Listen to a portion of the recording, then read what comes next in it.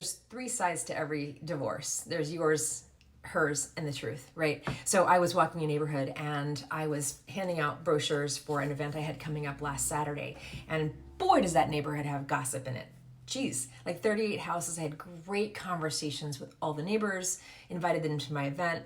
But I happened to knock on the door of one of the properties that had been listed with an agent I know. Now, I had interviewed for that listing like 6 months prior, and ultimately they did not choose to go with us because they, at the time, wanted to be listed too high.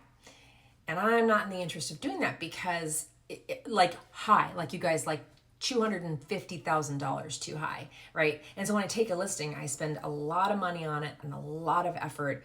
So it's truly an investment on my part. They didn't choose us, and that was fine. I happened to get a listing down the street, which is properly priced. But when I banged on the door, I was going to give her brochure. She's like, "See, this is the stuff. This is the stuff my realtor wouldn't do." And I already knew the story, right? I already knew the story from him, and I'm a real estate agent, so I understand. And he had told me he had just fired them a few days ago, so I already really knew the story. And so she brought me in to show me her home and to look around, and she was telling me all the things her realtor didn't do. I may have mentioned this. This agent is a good agent and a respected agent, and so I listened. And here's the deal: the problem wasn't the agent; it was the seller.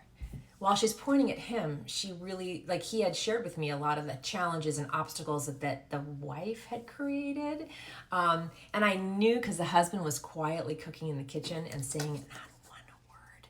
So it was so easy for her to blame her agent. But in fact, you guys, she was the problem.